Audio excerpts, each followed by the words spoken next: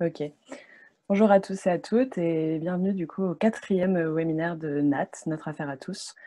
Ce webinaire, s'intitule «Le droit, outil de lutte contre les projets imposés et polluants».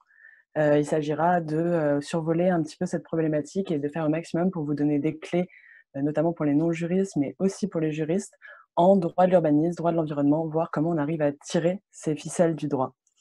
Durant tout le webinaire, vous pouvez poser vos questions en commentaire Facebook ou alors, dans les conversations Zoom et nous, on prendra les questions à 2 moments de, ce webinaire, après l'intervention d'Audrey Boelly et ensuite à la fin, après l'intervention de Marine Calmet, qui sont toutes les 2 là pour intervenir durant ce webinaire. Je vais les laisser se présenter avant de lancer, notre petite présentation.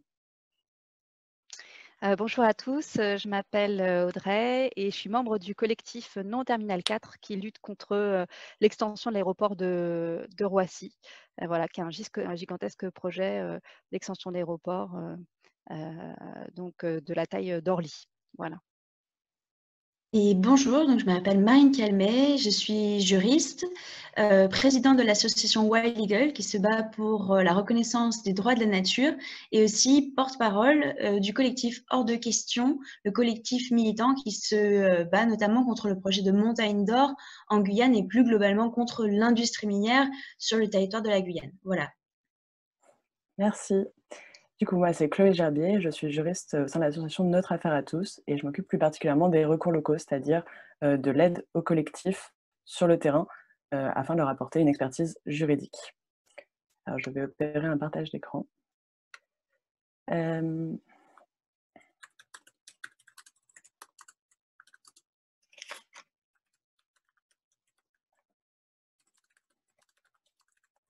Une seconde, il faut que je sois animateur pour partager l'écran. Du coup, je vais commencer un peu, à introduire le sujet et on aura la présentation juste après. La première question qu'on s'est posée, c'était: pour qui on va faire, cette présentation? Pour qui on va faire ce webinaire? À qui, on va pouvoir parler? Et la question n'est pas anodine dans le fait qu'on a une tendance, nous, d'habitude, à aller vers les juristes, à enseigner, le droit à ceux, en fait, qui l'étudient. Et ce qui était assez incroyable, sur ce sujet, que sont les projets imposés et polluants, c'est qu'ils touchent avant tout les citoyens, les gens qui occupent le territoire, les gens qui finalement ne connaissent pas encore le droit. Et donc on s'est retrouvés un petit peu au milieu entre est-ce qu'on va parler droit, droit pur? Est-ce qu'on va parler plus à des citoyens et du coup devoir être beaucoup plus simplifier nos propos?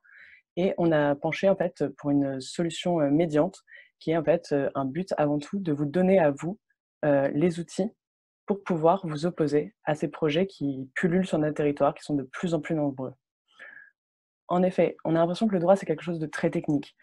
Souvent, quand on parle de droit, on parle des années d'études qu'il a fallu faire, on parle, d'articles de code à rallonge et ça nous perd. En fait, on aimerait aussi pouvoir en revenir aux bases. Le droit, c'est avant tout ce qui structure nos sociétés. En fait, le droit est partout. Vous marier, c'est du droit. Vous achetez un croissant, c'est un contrat. Vous sortez de chez vous aujourd'hui, c'est aussi du droit. On parle de droits fondamentaux et je pense qu'en cette période de Covid tout particulièrement, on a pu ressentir à quel point le droit était fort.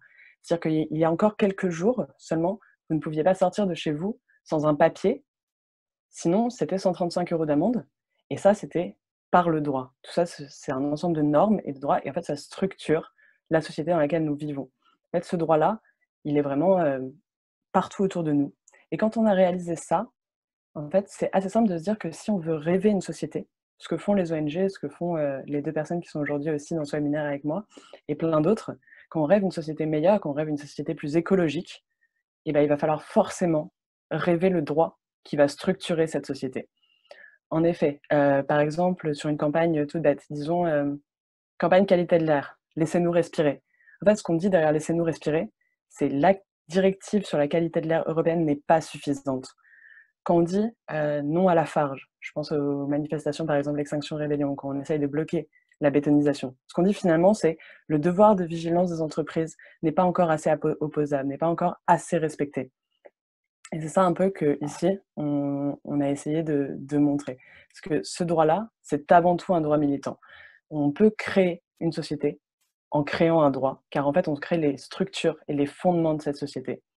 Et ça va être quelque chose qui va être essentiel et structurant. Ainsi, le droit, Et la justice locale, elle passe par différents biais, différents moyens. Elle passe notamment par le fait de se défendre contre les manifestations d'une politique qui est destructrice, c'est-à-dire aller en jurisprudence, en fait. Quand on applique le droit de la société que nous avons aujourd'hui, c'est se rebeller, dire le droit n'est pas appliqué comme il faudrait, le droit n'est pas suffisant, on doit aller plus loin, et donc en fait attaquer les manifestations d'une politique qui est polluante. Par exemple, avec l'affaire du siècle, on a pu attaquer la politique de l'État. Quand on attaque chaque projet sur les terrains, on attaque les manifestations de cette politique destructrice. Et c'est là où ça va être important d'avoir une veille quotidienne. La justice locale, c'est une multitude de justices locales qui pourra faire notre justice nationale puis notre justice internationale.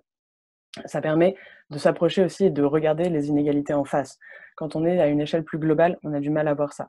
Au sein des collectifs qu'on va pouvoir aider, etc., on se rencontre de manière tout à fait claire et tout à fait rapide et surtout frappante que c'est toujours les plus démunis, ceux qui ont le plus de mal, qui vont souffrir de ces inégalités. Et enfin, évidemment, rendre le droit aux citoyens. Et c'est aussi pour ça qu'on fait ce webinaire. C'est pour vous donner les outils afin de faire advenir cette justice locale et que vous en soyez justement les détenteurs. Je vais tout de suite passer la parole à Audrey.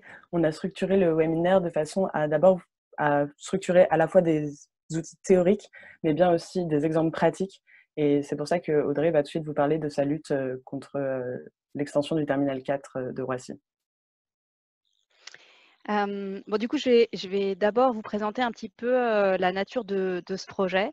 Donc, ce projet est porté par le groupe ADP qui veut ouvrir un nouveau terminal qui s'appelle le terminal 4 et qui permettrait d'accueillir 40 millions de passagers supplémentaires par an. Donc, c'est l'équivalent de l'aéroport d'Orly. Donc, c'est vraiment comme si on construisait un nouvel aéroport de la taille d'Orly en région parisienne. Donc, c'est un projet pharaonique qui coûterait 9 milliards d'euros. Donc, pour se mettre un peu ça en perspective, Notre-Dame-des-Landes, c'était 1 milliard d'euros. Donc, voilà, on voit le gigantisme de ce projet. Et c'est un projet qui est fortement soutenu par l'État, qui est aussi actionnaire majoritaire d'ADP. Et donc, l'objectif, c'est de capter ce qu'ils considèrent comme une manne, c'est-à-dire ce qui était prévu jusqu'avant la crise sanitaire, c'est-à-dire le doublement du trafic aérien dans les 20 prochaines années. Et ADP voulait faire de Roissy le premier hub européen. Et ça aurait fait de Roissy d'ailleurs aussi le premier aéroport, le plus gros aéroport au monde devant celui d'Atlanta. Alors, au moment de cette crise sanitaire, on s'est dit que ça allait peut-être porter un coup déterminant, si ce n'est fatal, au projet. Eh bien, non, vous serez heureux de savoir que ADP confirme son projet en justifiant que la nécessité déjà de moderniser Roissy et puis le fait que son projet est modulaire. Donc, même si le trafic aérien mettra du temps à se remettre de cette crise, finalement, ils pourront s'adapter et ils ne voient pas du tout pourquoi ce projet devrait être remis en cause. Ce sont probablement les seuls, puisque aujourd'hui, les experts le disent tous, que le secteur aérien sera le plus durement touché par cette crise et que le trafic ne risque pas de revenir à la hausse avant de nombreuses années. Mais donc, le projet est bien confirmé. Donc, à la fois, on voit que qu'il n'y a clairement pas d'urgence en termes de trafic à ouvrir une extension d'aéroport, mais il y a plein d'autres bonnes raisons pour ne pas ouvrir cette extension d'aéroport. La première, c'est que ça serait évidemment un projet absolument climaticide, si ce n'est le projet le plus climaticide en France, vu sa taille. Le terminal 4, ça serait 15 millions de tonnes d'émissions de CO2 en plus par an. C'est l'équivalent des émissions de 2,2 millions de Français, donc c'est absolument énorme. Il faut savoir que les émissions de l'aérien sont souvent minimisées par les lobbies ou dans les médias en disant que c'est seulement 2 à 3% des émissions de gaz à effet de serre, ce qui est faux. Aujourd'hui, les chiffres validés par le GIEC sont entre 5 et 8%. Il faut savoir qu'en France, c'est 10% de nos émissions de gaz à effet de serre, la moitié de ce qu'émettent les voitures, par exemple. Donc, c'est absolument majeur. Et donc, on s'apprête, avec le soutien de l'État, à augmenter fortement cet impact sur nos émissions, malgré les accords de Paris. Donc évidemment, c'est totalement inconcevable. Il faut aussi voir, donc là c'est l'impact climatique évidemment, mais il y a d'autres impacts aussi très importants pour les populations qui sont survolées et qui autour de Roissy sont déjà énormément impactées vu la taille de l'aéroport. Il y a tout d'abord la pollution atmosphérique, ça on en parle très peu, mais les émissions des avions sont très polluantes en termes de particules fines et d'émissions d'oxyde d'azote. Il faut savoir que Roissy c'est déjà l'équivalent de 2,6 périphériques parisiens en termes d'émissions d'oxyde d'azote. Et puis les nuisances sonores, qui ne sont pas juste des nuisances en termes de confort, mais qui ont un réel impact sur la santé. Et par exemple, a été mesuré le fait que pour les populations survolées autour de Roissy, c'est jusqu'à 3 années de vie en bonne santé qui sont perdues à cause du bruit. Donc c'est absolument énorme. Donc voilà un petit peu à quoi ressemble ce merveilleux projet contre lequel lutte le collectif. Alors, et nous ne sommes pas les seuls à le faire. Donc nous, on est nés il y a à peu près 1 an. La plupart d'entre nous n'ont jamais été militants et en fait on fait partie des populations qui sont survolées. On n'habite pas juste à côté de Roissy, mais voilà, on est sur les couloirs aériens. Et en fait, on a été au courant du projet lors d'une consultation publique qui a été menée par ADP l'année dernière. Et en fait, quand on a appris ce projet, enfin, on a été tellement révoltés qu'on puisse encore aujourd'hui je veux dire, envisager ce type de projet destructeur de l'environnement et de la santé qu'on s'est mobilisé, qu'on a formé ce collectif. Au tout début, on était une petite dizaine et aujourd'hui, on est une vingtaine et avec une centaine de sympathisants. Donc, en fait, on s'est créé du coup au printemps dernier, mais notre véritable acte de naissance, c'était plutôt en octobre dernier, où on a fait notre première action de désobéissance civile. Donc, c'était lors d'une réunion où ADP présentait le résultat de sa consultation publique en présence du préfet d'Île-de-France. Et là, on a interrompu, donc on a fait cette action avec l'aide d'ANV COP21. On a interrompu la réunion. On a donc fait un discours pour demander l'annulation du projet. On a remis une lettre à destination d'Emmanuel Macron au préfet d'Île-de-France pour demander l'annulation du projet au nom de l'urgence climatique. Et cette lettre a été signée de 18 associations, à la fois des associations locales, puisqu'il y a déjà des associations qui luttent contre les nuisances de Roissy depuis longtemps, et puis des ONG nationales ou des associations nationales comme Notre Affaire à tous, mais aussi Greenpeace, Alternatiba, les Amis de la Terre. Donc ça a été vraiment l'acte de naissance vraiment d'opposition à ce projet. En parallèle, on a beaucoup travaillé sur le terrain auprès des élus locaux, régionaux.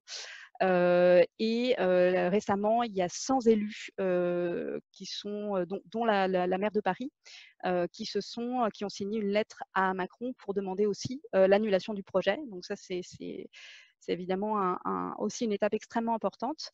Et donc, aux côtés de la mobilisation citoyenne et de la pression politique qui sont indispensables, il y a un troisième volet qui est absolument indispensable dans la lutte contre un projet comme celui-ci, c'est évidemment le volet juridique. Et c'est pour ça que nous sommes ici. Donc, nous avons eu la chance d'être accompagnés dès le départ par Notre Affaire à tous et par en particulier Chloé, ici présente. Et ça a été vraiment une aide très précieuse parce que c'est vraiment un domaine dans lequel on est totalement incompétent et donc on avait vraiment besoin d'être accompagné. Donc ce que nous a conseillé Notre Affaire à tous, c'était d'attaquer tout de suite sous l'angle du droit à l'urbanisme. Alors c'est vrai que c'est tout de suite un peu surprenant parce que quand on n'y connaît rien et que quand on lutte contre un projet pour des questions environnementales, on se dit qu'on va attaquer sous l'angle du droit à l'environnement. Eh bien, il y a bien d'autres leviers et dont le droit de l'urbanisme. Et c'est ce qu'on a commencé à faire en attaquant en fait le schéma en fait, d'urbanisme territorial, c'est-à-dire c'est un document qui définit définit la direction en termes d'aménagement du territoire et dans lequel est mentionné le terminal 4. En fait, ça donne finalement une base territoriale à ce projet. D'ailleurs, ça tombe bien qu'on ait ce webinaire aujourd'hui puisque nous avons déposé le recours aujourd'hui. Voilà. On est très contents. C'est vraiment la première grande étape juridique contre ce projet. Nous attaquons avec 15 associations, dont notre affaire à tous, mais aussi donc, des associations régionales et aussi d'ailleurs nationales qui luttent contre les nuisances aériennes et aussi des associations qui luttent contre l'urbanisation du triangle de Gonesse. Donc le projet EuropaCity a été abandonné, mais la bétonisation du triangle, elle, n'est pas derrière nous. Et donc on attaque ensemble. Donc ça, pour moi, c'est aussi très, très important pour le collectif. C'est très important de faire ça, enfin d'attaquer avec d'autres associations pour vraiment être plus fort dans cette action juridique. Et c'est vraiment ce qu'on souhaite faire tout au long de notre action juridique. Donc ça, c'est la première étape. Donc quelque part, c'est un peu attaquer la fondation du projet. Projet qui en soi n'existe pas encore puisque l'enquête publique n'a pas encore eu lieu. L'enquête publique aura lieu à l'automne et c'est suite à cette enquête publique qu'un arrêté préfectoral va très très probablement entériner le projet. Et donc c'est cet arrêté préfectoral qu'on va attaquer. Donc ça sera la deuxième étape. Première étape, attaquer le schéma d'urbanisme et deuxième étape, attaquer cet arrêté préfectoral qui va valider le projet. Et en parallèle, attaquer le permis de construire qui sera déposé dans la foulée. Donc voilà un peu les trois étapes juridiques pour attaquer ce projet. Et l'idée étant en fait de mener une sorte de guérilla juridique pour repousser le projet le plus longtemps possible jusqu'à ce que soit en fait, la pression citoyenne et politique fasse qu'en fait, ce projet ne puisse plus être soutenu par l'État, que ça ne soit plus acceptable, un peu comme ça s'est passé pour EuropaCity ou pour Notre-Dame-des-Landes. Ou alors, autre possibilité, on a le droit de rêver et rêvons tous ensemble, que par exemple, les accords de Paris deviennent contraignants juridiquement et que du coup, on ne puisse plus envisager ce type de projet. Et je voulais partager avec vous le grand espoir qu'a suscité le jugement de la Cour d'appel britannique en début d'année, qui a mis un coup d'arrêt à l'extension de l'aéroport d'Heathrow en s'appuyant justement sur les accords de Paris. Et donc, on espère tous que ça va ouvrir une brèche et qu'un jour, on pourra s'appuyer juridiquement sur ces accords pour refuser ce type de projet climaticide. Voilà, on est au tout début du chemin, mais voilà, on est très déterminés et on a la chance d'être très bien accompagnés avec notre affaire à tous et puis voilà, les avocats qui travaillent sur le sujet. Alors n'hésitez pas si vous avez des questions à les poser sur Facebook et j'y répondrai avec plaisir. Alors je vais voir si vous avez déjà commencé à poser des questions. Je vois que ça arrive.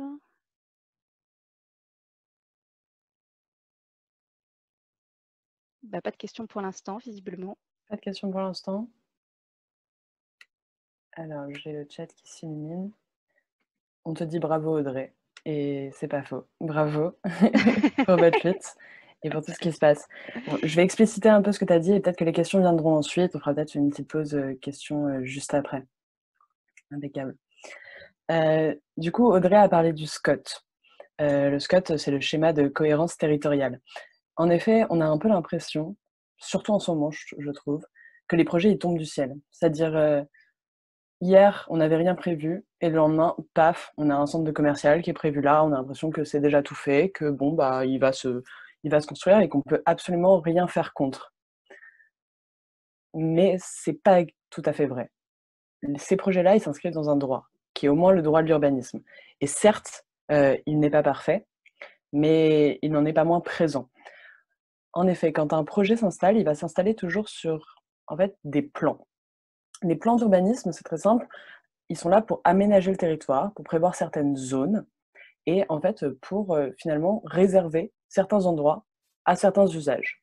Donc à l'échelle d'une commune, qui est représentée par ce magnifique petit cercle gris, on a un plan local d'urbanisme. Dans un plan local d'urbanisme, on va avoir un règlement, qui est un document qui est opposable, dans lequel on va avoir des zones. On peut avoir des zones naturelles, des zones agricoles, des zones à urbaniser, mais on peut avoir énormément de zones différentes et qui sont toutes définies dans ce document qui est le règlement. Et ça, c'est quelque chose qu'on ignore de manière générale. Mais par exemple, un permis de construire doit suivre ce règlement et ne peut pas être hors de ce règlement. C'est par exemple hyper criant sur le littoral. Vous savez que du coup, on a des zones qui sont des zones inondables sur lesquelles on a des restrictions de permis. On ne peut pas aller construire sa baraque alors qu'on sait que les eaux sont en pleine montée et qu'elle elle va s'inscrire dans une zone inondable. Et donc, c'est des restrictions de permis qui sont sur une zone. Et de la même façon, une zone naturelle n'est pas une zone à urbaniser et dans auquel cas, on ne peut pas faire de projet dessus. Ça, c'est à l'échelle de la commune. Et ensuite, on va avoir le SCOT, qui est le schéma de cohérence territoriale, et donc qui est en fait une sorte de plan local d'urbanisme, mais à l'échelle de plusieurs communes. Ça va pas être exactement la même chose dans le sens où on va pas avoir ce règlement qui crée des zones, mais ça va être un peu plus général, avec notamment des orientations. Et souvent des orientations qui sont plutôt écolo. Pas partout, mais par exemple, on a un magnifique SCOT dans Grenoble et autour de Grenoble, qui donne notamment des surfaces planchées à ne pas dépasser, qui appuie sur le fait qu'on doit être polarisé, ça ne doit pas être tout ne doit pas tourner autour d'un seul centre-ville, et qu'on doit préserver les zones naturelles. Alors, qu'est-ce qui se passe alors pour qu'un projet puisse s'implanter? Eh bien, souvent, on va avoir une modification des plans locaux d'urbanisme afin de permettre de, en fait, juste incruster le projet à des endroits où, normalement, il n'y aurait jamais dû avoir de projet, car c'était sûrement des zones naturelles, etc. Et ça, c'est un outil qui est génial. Non seulement vous pouvez vous l'approprier, il faut savoir qu'en allant dans votre mairie, vous pouvez vous procurer ces plans locaux d'urbanisme pour vérifier les zones naturelles, etc. Mais en plus de ça, ce zonage, il est à la main du maire et de son assemblée délibérante. C'est-à-dire que vous pouvez demander, c'est parfaitement normal de demander à son maire et à l'assemblée délibérante, donc au conseil municipal, de revoir des plans locaux d'urbanisme, de les rendre de plus en plus durs, de plus en plus écolo dans le sens où ils mettront en avant l'environnement. Par exemple, on a un objet qui est hyper intéressant, qui pour l'instant peine encore à être bien mis en place, mais qui est assez incroyable, qui est l'outil de la zone agricole protégée. Pour l'instant, on en parle plus qu'on en voit, mais il y a certains plans locaux d'urbanisme qui ont commencé à mettre ces zones en place, qui permettent en fait de sacraliser des zones agricoles afin qu'elles ne deviennent pas artificialisées. Et ça, c'est une lutte réelle, non seulement contre l'artificialisation à venir, mais aussi contre les projets déjà actés, mais pas vraiment actés, par exemple comme le T4. Ce qui se passe par exemple sur le terminal 4, pour le reprendre un peu en souterrain, c'est que le projet n'est pas acté, comme Audrey vous l'a dit. Il n'y a pas eu d'enquête publique, donc droit à l'information des citoyens, droit de participation, tout ça, piouf. L'étude d'impact n'est pas encore publique non plus, c'est-à-dire qu'ils n'ont pas fini en fait de regarder tous les impacts négatifs que va avoir le projet sur l'environnement. Et pourtant, le SCOT, c'est-à-dire le schéma de cohérence territoriale de Roissy Pays de France, qui couvre aussi le triangle de Gonesse, c'est vraiment un schéma de cohérence territoriale qui a bien de la chance, eh bien, il prévoit déjà ce terminal 4. Alors, il est assez incroyable, ce document, parce qu'il dit, non mais attendez, le terminal 4, le tourisme, l'économie, ça va être vraiment génial. Et il prend en compte un peu toutes ces incidences positives, euh, positives sur le territoire, sur l'économie, sur tout ce qui va se passer. Alors que ce projet n'a pas encore pu faire l'objet d'une participation du public et que ce document n'inclut nulle part toutes les conséquences et les impacts négatifs que vont avoir le projet. Et c'est pour ça que nous, en fait, on va aller contre ce schéma de cohérence territoriale, qui ne contient bien sûr pas que le terminal 4, pas que le triangle de Gonesse, mais qui contient plein d'autres choses qui n'ont rien à voir, bien sûr, et qui parfois sont assez pro-environnement. Mais on va les dire, en fait, vous ne pouvez pas vous permettre de déjà mettre ce projet comme s'il était déjà acté, et en plus sans calculer son impact négatif. En fait, vous faites en sorte que les citoyens acceptent quelque chose qui, en vérité, n'est pas du tout évalué et dont on ne connaît pas les impacts et on ne peut pas faire ça. D'ailleurs, les collectivités, au sens du code de l'urbanisme, ont le devoir de préparer leur territoire aux effets du changement climatique, mais aussi de le rendre de résister contre ce changement climatique. Les collectivités territoriales doivent préserver leur population des nuisances, préserver la qualité de l'air sur leur territoire, et tout ça, ça ne peut pas être respecté quand on voit que la collectivité elle-même, alors que le projet est porté par ADP, se permet de mettre dans son schéma de cohérence territoriale un projet comme le Terminal 4, dont Audrey vous a expliqué les nombreuses conséquences. Donc voilà, je voulais insister un peu sur ces deux outils qui peuvent être vraiment géniaux. Plans locaux d'urbanisme, schéma de cohérence territoriale, qui sont souvent modifiés pour y incruster des projets de manière plus ou moins autoritaire et sur lesquels il faut vraiment veiller, car c'est un peu nos alarmes et nos signaux de résistance. Néanmoins, un projet, ça ne se fait pas comme ça. Audrey vous a un petit peu parlé d'enquête publique notamment, mais en fait, il y a réellement tout un process qui est assez intéressant à connaître. La procédure est très lourde et néanmoins, elle est peu opposable, dans le sens où les porteurs de projets doivent réaliser toutes les étapes que vous voyez sur le diaporama, mais néanmoins, on va avoir du mal à aller critiquer les résultats. C'est-à-dire que la consultation préalable, par exemple, qui prend la forme d'une concertation. Donc, on va aller interroger, ça peut être aussi un débat public, on va aller interroger les citoyens en leur disant, bon, alors, vous sentez comment un nouveau terminal sur l'aéroport? Et c'est ce qui a été fait dans le cadre du Terminal 4 l'été dernier. Et là, par exemple, tous les citoyens peuvent dire, oh là là, mais moi, je veux absolument pas de ce projet, ça ne change rien. Il faut savoir que cette procédure, il y a vraiment ce très gros problème dans le sens où elle n'est pas opposable dans son contenu, mais qu'elle reste intéressante parce qu'elle vous prévient. C'est-à-dire qu'en fait, ce Terminal 4, on en a entendu parler justement grâce à cette première consultation des citoyens. Et ça, c'était l'été dernier. Vous imaginez, on a eu tout ce temps-là en fait, pour se préparer. Et c'est grâce à ça, à cette annonce, entre guillemets, qu'ils ont essayé de faire la moins publique possible, que le collectif Non Terminal 4 a aussi pu voir le jour. Et ça, c'est un deuxième outil qui vous permet en fait d'être vigilant. Et ces consultations, elles sont disponibles parce qu'elles doivent faire l'objet d'une publicité. Donc, elles sont disponibles notamment sur les sites des collectivités. Ensuite, vient le temps de l'étude d'impact environnemental. Si c'est une étude dite 4 saisons, elle va devoir durer toute une année. Donc là, pareil, on gagne énormément de temps. Du coup, ça veut dire que l'étude d'impact du T4, qui est finie depuis janvier, elle avait commencé avant même que le projet soit public, donc en janvier dernier. Donc ça, pareil, les porteurs de projets, ils sont très fourbes avec cette étude. L'étude d'impact, elle est obligatoire. Elle est obligatoire par le Code de l'environnement. Et en fait, elle va consister à notamment examiner la biodiversité, mais aussi les impacts sur l'eau, sur les sols, sur un très grand nombre de facteurs du projet. Elle est aussi normalement censée comporter des mesures ERC. Mesures ERC, c'est mesures éviter, réduire et compenser. C'est-à-dire que chaque porteur de projet doit un peu imaginer comment il pourrait compenser l'impact de son projet sur l'environnement. Alors ça, pareil, c'est très bien de faire une étude d'impact. On se dit, mais l'outil est génial, en fait, c'est incroyable. Mais en fait, ça ne se passe pas exactement comme ça. Par exemple, pour le Terminal 4, ils vont avoir une tendance à dire, non mais attendez, nous on crée un terminal, on ne fait pas voler des avions. Du coup, au niveau pollution, on est très très faible. D'ailleurs, le terminal sera chauffé à la biomasse. Et véridique, je cite ADP en réunion qu'on a pu avoir avec le préfet. Donc assez incroyable. Mais néanmoins, cette étude d'impact, elle va déjà donner des billes parce qu'elle va être examinée ensuite par l'autorité environnementale qui va pointer justement ces défauts qu'il peut y avoir. Et c'est super important. Ensuite, on va avoir l'autorisation. L'autorisation, c'est ce que disait Audrey dans le deuxième volet. Elle va venir en vérité juste en parallèle avec l'information du public que vous avez juste en dessous. L'autorisation sera donnée juste après, mais en vérité, les formulaires et les demandes sont remplis en même temps que l'étude d'impact environnemental. On va voir ces autorisations juste après. Et l'information du public, c'est en fait, on va vous soumettre tout le dossier. On va vous donner les demandes d'autorisation, on va vous donner l'étude d'impact, etc. Et on va vous dire, bon, bah, et vous en pensez quoi? Et là, pareillement, on a un endroit où il faut aller à la lutte. En fait, c'est juste pas possible de continuer à avoir des enquêtes publiques. C'est comme ça qu'on appelle les enquêtes dans ce genre de procédure, où on a les maîtres d'ouvrage qui expliquent à quel point leur projet est génial, que leur projet écolo est incroyable, et en face, on n'a personne. On n'a pas les associations, etc. Et ça, c'est juste plus possible d'assister à ce type de scène, parce que ça nous dessert énormément, parce qu'on n'arrive pas concrètement à faire valoir nos intérêts et que c'est du mensonge en fait.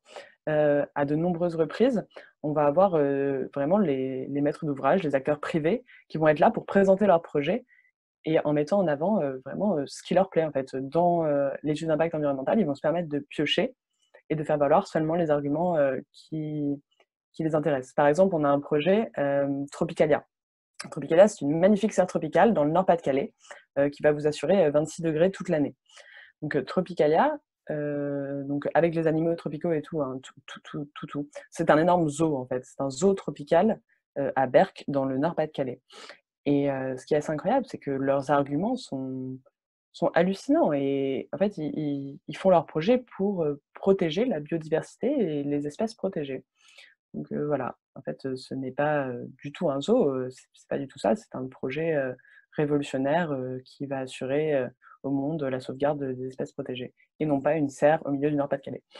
Et en fait, c'est exactement ça qui va se passer. C'est pourquoi c'est une étape essentielle dans notre militantisme, c'est une étape essentielle pour nous faire valoir nos arguments. C'est ce dont Audrey parlait en fait. Cette enquête publique, c'est aussi le lieu dans lequel le collectif Non au Terminal 4 va pouvoir aller présenter les effets, présenter les émissions et dire tout ce qui va y avoir et tout ce qui va se passer si on acte ce T4. Alors pareillement, encore une fois, si tout le monde dit « Oh là là, mais c'est horrible » et que vous donnez tous des avis durant l'enquête publique en disant que c'est horrible, et bah, ça ne change rien. On va avoir un commissaire enquêteur qui va pouvoir mettre un avis favorable ou défavorable, mais en fait, ça ne change pas l'obtention des autorisations donc, qui avaient commencé juste avant et qui là vont pouvoir être données. Et ensuite, une fois les autorisations actées et données, on peut avoir le permis et ensuite les travaux vont commencer. On a l'impression comme ça que ça peut être superflu. Cette procédure est très lourde, elle oblige à plein de choses sans en fait avoir aucune conséquence. Et c'est là où on a aussi une lutte de fond qui est de faire valoir que toute cette procédure doit devenir opposable. C'est-à-dire que si l'autorité environnementale dit votre étude d'impact, elle est dégueu, et ben le projet ne devrait pas passer. Si le public s'oppose de manière massive, le projet ne devrait pas passer. Pour le moment, on n'en est pas encore là, mais ça reste des moments clés à chaque fois où on va pouvoir se battre et revendiquer les droits du vivant et les impacts à l'échelle locale de ces projets. Notamment, à partir de l'autorisation, on a une décision. Une autorisation étant une décision, et les autorisations sont attaquables. Pareillement au niveau du permis.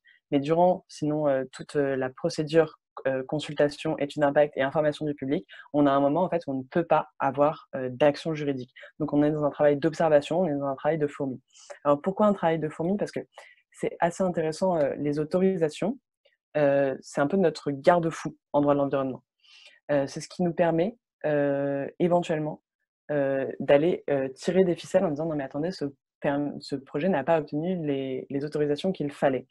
Donc autorisation, là je vous en ai mis 4, en vérité il y en a quelques-unes d'autres, mais par exemple au titre des monuments historiques, autorisation ICPE, c'est les installations classées pour la protection de l'environnement, autorisation loi sur l'eau et autorisation espèces protégées. Et donc ces 4-là, par exemple, elles peuvent être mutualisées. Aujourd'hui on peut demander une seule autorisation alors qu'il y a tout ça dedans. Et donc on pourra ensuite attaquer cette autorisation.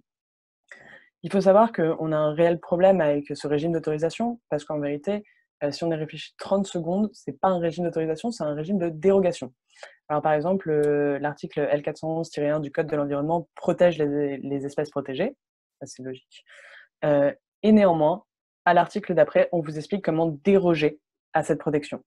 Et donc c'est précisément dans l'étude d'impact que le porteur du projet va en fait expliquer tranquillement comment il va, par exemple, porter atteinte à certaines espèces protégées, mais comment il va compenser cette atteinte. Et c'est là où nous, on intervient. En fait, l'étude d'impact, c'est cette chose que nous, en tant que juristes, on va aller disséquer. Mais quand je vous dis disséquer, c'est pas une blague. C'est-à-dire qu'on va avoir une liste des 60 insectes qui ont été trouvés sur le site, en latin, et on va aller regarder chacun et voir si ça ne serait pas par hasard une espèce protégée pour laquelle le projet n'aurait pas demandé d'autorisation. Et c'est comme ça qu'on a réellement sauvé des territoires sur des grillons, sur certaines sauterelles, etc. Et on est en perpétuelle du coup lutte avec le porteur du projet pour voir ce qu'il a laissé passer. Pareillement sur les autorisations de loi sur l'eau, où il y a des plafonds qui sont très sévères, et on va aller calculer, par exemple, tous les bassins versants autour d'un projet pour ensuite voir s'il ne rentrait pas dans une case où il aurait fallu demander cette autorisation.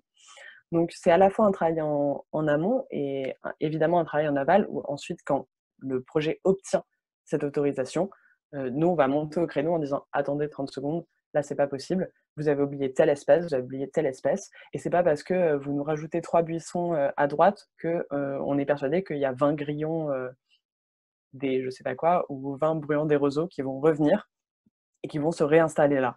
Et donc en fait, ça, c'est nos outils. Oui, ils ne sont pas suffisants, mais ils existent et c'est pour ça que c'est hyper important que aussi vous les ayez en tête. Dans le sens où ces autorisations, elles peuvent être examinées, vous pouvez aller voir, il y a des nomenclatures dans certains articles du code où on peut aller regarder ça. Pareillement sur les autorisations monuments historiques et monuments classés inscrits, en réalité, il faut avoir une autorisation du coup de l'architecte des bâtiments de France ou une consultation des bâtiments historiques, en fonction de si le projet se trouve dans un périmètre et qu'il est visible. Il y a une co-visibilité, c'est-à-dire qu'on puisse voir les deux d'un point externe. Par exemple, je ne sais pas, mais si on avait un monument à côté de l'aéroport Charles de Gaulle, ce qui paraît en fait impossible, mais imaginons, et ben, on pourrait dire, attendez, là sur ma colline, je vois les deux, ils se situent dans un certain rayon, vous n'avez pas demandé l'avis de l'architecte, votre autorisation, elle saute. Jasta, pas d'autorisation, pas de permis, pas de permis, pas de projet. Et donc voilà, c'est ces petits leviers-là qui font qu'on arrive à lutter avec pourtant des... On a l'impression que c'est énorme, que c'est des instruments qui sont très durs à maîtriser, mais en fait, c'est pas le cas. Et c'est pour ça aussi qu'on vous les transmet ici. C'est pour que vous puissiez, à un moment X ou Y, avoir aussi ces réflexes-là, d'aller regarder ce genre de choses qui, qui devrait être en fait à la portée de chaque citoyen et dont chaque citoyen devrait être au courant. Pour quel résultat? En effet, c'est une lutte constante, dans le sens où chaque dossier va être un travail de fourmi. Chaque dossier va demander à ce qu'on revoie tout de A à Z. Et néanmoins, pourtant, ça marche. On trouve ces leviers-là. Non seulement pour le T4, comme en parlait Audrey, où on est déjà en train de ramer, d'éplucher chaque document, mais aussi pour pas mal d'autres projets. Et on arrive finalement déjà en attaquant les documents d'urbanisme, et c'est le cas par exemple sur le SCOT de l'aéroport de Caen aussi, pour lequel on a déposé un recours gracieux, parce que pareillement le SCOT prend en compte l'aéroport alors que l'aéroport n'a pas encore fait l'objet d'une enquête publique, mais bien aussi sur des cas plus petits, ou par exemple le centre commercial Rony 2, contre lequel on a déposé un recours gracieux, car le centre commercial va encore être étendu. Est-ce qu'on a réellement besoin d'un centre commercial étendu? On est allé chercher, on est allé regarder, est-ce que le porteur du projet a bien tout pris en compte, et il s'avère qu'il s'est référé à un document qui ne couvrait pas ce territoire, et donc bim, voilà, on va déposer. Les résultats sont évidemment mitigés parce que c'est une veille constante, et c'est aussi pour ça qu'on vous donne ces outils, parce que cette veille, chaque citoyen devrait avoir les moyens de l'effectuer, parce qu'on ne peut évidemment pas être partout et que c'est perpétuellement une lutte. Mais il y a aussi un travail de fond qui est effectué, qui est le fait de dire: «Regardez à quel point, tout ça est dur. Il est temps de faire bouger ces outils-là», et c'est ce qu'on essaye de faire en permanence, que ces études d'impact deviennent plus opposables, et cetera. Est-ce que je peux prendre quelques questions, dès maintenant? Est-ce que, Audrey, tu veux lire quelques questions, ou il y a quelques questions? Oui, effectivement, il y a des questions qui sont arrivées. Alors, déjà, comment faire pour aider en tant que citoyen ou citoyenne? Merci, ça fait très plaisir de voir que voilà, qu'il y a des envies d'aider. Vous pouvez rejoindre le collectif. Donc, on est présent sur Facebook et on est aussi, en fait, notre manière de communiquer est beaucoup sur Telegram. Donc, je vais pouvoir mettre dans le chat notre adresse Telegram, et comme ça, vous pouvez nous rejoindre, et on a besoin voilà, de toutes les bonnes volontés. Il va y avoir beaucoup de choses à faire cette année. Enfin, voilà, on a besoin d'être nombreux et très, très motivés pour lutter contre ce projet. Donc, vous êtes évidemment les bienvenus. Quel cabinet vous suit? Alors en fait, c'est pas un cabinet, ce sont des avocats indépendants. Donc maître Pierre Eddy et maître Étienne Ambroselli, qui ont tous deux travaillé notamment sur l'opposition au projet Europa City. Voilà. Sous quel motif avez-vous attaqué le SCOT? Alors ça, c'est un point que tu as abordé, Chloé. Et peut-être c'est mieux si c'est toi qui réponds dans le détail à cette question. Tu seras plus précise que moi. Ouais. Alors, il faut savoir que la requête contre le SCOT fait de toute façon 150 pages, il me semble. Donc, on va peut-être pas passer tout en revue. Mais il y a en effet quelques petites choses qui reviennent de manière assez récurrente, notamment les obligations dont j'ai parlé en début de webinaire, qui reviennent aux collectivités, au sens de l'article L100, qui sont les obligations de prendre en compte les nuisances sonores, de résister au changement climatique, plus l'artificialisation des sols, ce qui va nous permettre de justement dire que les collectivités ont eu déjà des manquements à cet article et sur ces 4 sujets-là. Ensuite, on va souvent sur le terrain en légalité externe. Du coup, c'est une petite différence, mais c'est pas important. En légalité externe, on va sûrement sur les insuffisances des rapports de présentation, dans le sens où un rapport de présentation, quand le SCOT, il va présenter aussi une sorte d'étude d'impact, mais qui s'appelle une évaluation environnementale et qui est contenue dans son rapport de présentation, il doit présenter un peu les conséquences que va avoir les projets qu'il sous-entend sur l'environnement.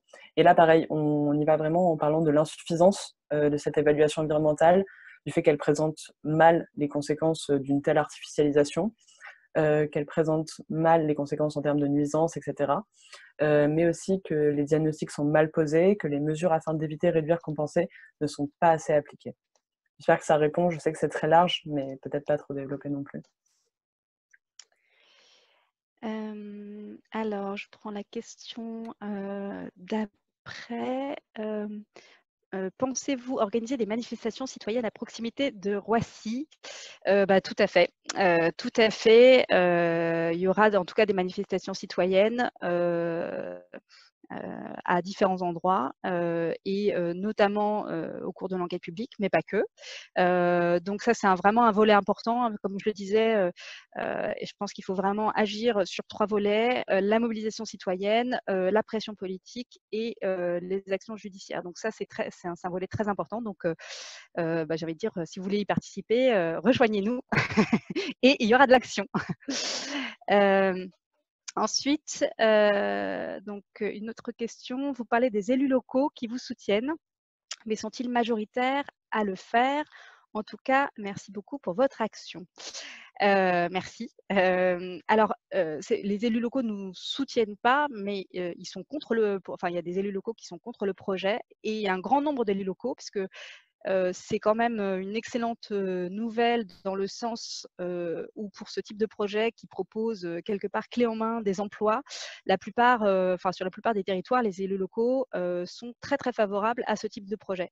Et on peut penser que même sur notre territoire, il y a 3 ou 5 ans, si ce projet était arrivé à ce moment-là, probablement il y aurait eu aucune opposition au projet. Donc on voit quand même que les choses ont bougé et que toute la pression citoyenne qui est faite sur ce sujet porte ses fruits et engage les élus à se mobiliser. Est-ce qu'ils sont majoritaires, ces élus, aujourd'hui sur le territoire? Non, ils ne sont pas majoritaires, mais voilà, comme je le disais, ils sont déjà très nombreux. Ils pèsent énormément à la fois parce que voilà, ils sont 100 et il y a la mairie de Paris dans le compte. Et donc, ça fait une réelle pression politique qui ne peut pas être mise de côté aujourd'hui par le porteur de projet. Et aussi, en fait, on sait que la décision, hein, au final, elle est politique, elle est au sein du gouvernement, si ce n'est dans les mains de M. Macron, et que l'opposition des élus locaux, elle est nécessaire en fait pour arriver aussi à faire opposition à ce type de projet. Donc voilà, c'est un très bon point, et d'autant que ces élus se sont aussi constitués en association et aussi, d'ailleurs, j'ai oublié de le dire tout à l'heure, attaquer le SCOT.